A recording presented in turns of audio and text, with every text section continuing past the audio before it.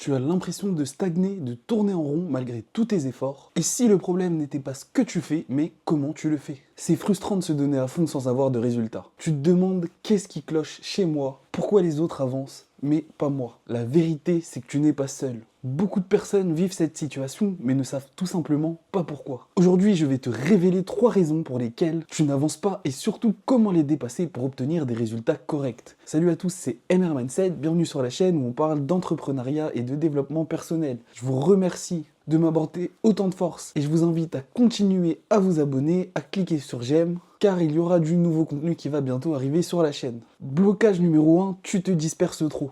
Pourquoi ça bloque? Parce que tu veux tout faire en même temps, tu t'éparpilles. Résultat, aucun focus, aucune progression réelle. On est dans une société où notre attention est constamment sollicitée, c'est vraiment facile de s'éparpiller. Il y a tous les jours un nouveau business qui fonctionne mieux que les autres sur Internet. Je t'invite donc à choisir un domaine que tu aimes, un domaine qui te passionne, et à tout simplement concentrer ton énergie dedans.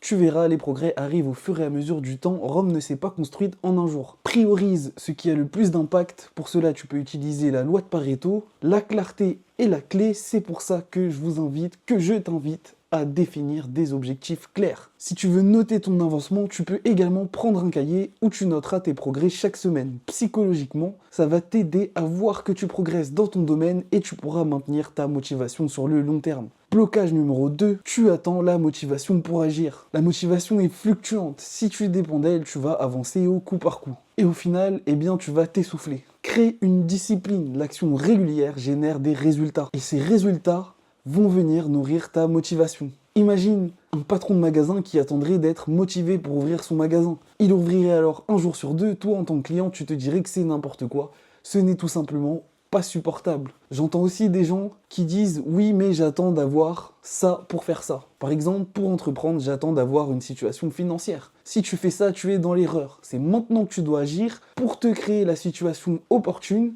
qui te permettra d'entreprendre. Mais tu ne dois pas rester là à attendre. Pour entreprendre et réussir ses projets, il faut vraiment passer à l'action. Ce qui nous fait rebondir sur le blocage numéro 3, tu as peur d'échouer. Effectivement, la plupart des gens n'agissent pas parce qu'ils ont peur de rater, d'avoir la honte, de ne pas réussir. Et ça, c'est tout à fait naturel. Le cerveau humain n'aime pas le changement, n'aime pas ce qui est nouveau. La peur de l'échec te paralyse. Tu préfères rester dans ta zone de confort plutôt que de risquer pour échouer. Mais si on dit no pain, no gain, on peut aussi dire en entrepreneuriat no risk, no gain. Les entrepreneurs sont des personnes qui prennent plus de risques que les autres et qui en retour attendent un gain plus élevé. Pour résoudre ce problème, tu vas devoir changer ta perception de l'échec. Sache que ce n'est pas une fin, mais un feedback. Ce qui ne te tue pas te rend plus fort. Chaque erreur te rapproche de la réussite. Je te donne un exemple concret. Il y a des gens qui font des affaires et qui se sont fait arnaquer. Eh bien certes, ils se sont fait arnaquer, mais parfois ils sont contents parce qu'ils en ont tiré les leçons et que c'était arrivé à un moment dans leur parcours où ça n'a pas eu tant d'impact que ça. Ainsi, ils se sont fait arnaquer une fois, mais grâce à ça, ils ne se feront plus jamais arnaquer. Et ça peut certes te paraître cher payé sur le moment, mais sur le long terme, savoir discerner les gens qui veulent magouiller,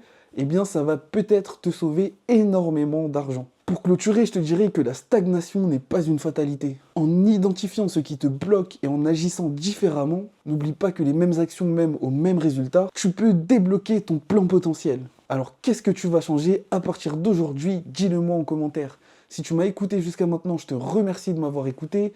Je t'invite à me suivre sur les différents réseaux sociaux que tu retrouveras en lien dans la description, ainsi que le lien d'une formation gratuite sur la gestion du temps si tu souhaites aller plus loin. Je te dis à la prochaine.